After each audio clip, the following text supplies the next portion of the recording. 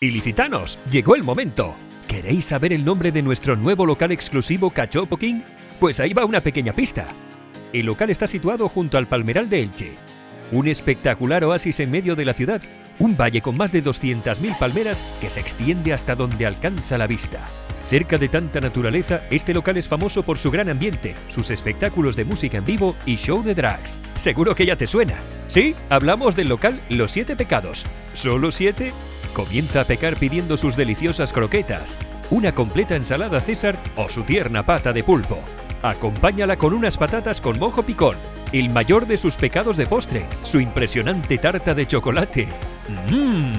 Pero lo que no te puedes quedar sin probar es alguna de sus 11 variedades de cachopos asturianos Cachopo King, elaborados artesanalmente uno a uno con ingredientes de máxima calidad, como el Astur, cachopo de ternera relleno de cecina de tineo, rulo de cabra puro y cebolla caramelizada, o el Don Quijote, con lomo de caña ibérico y queso manchego puro de oveja.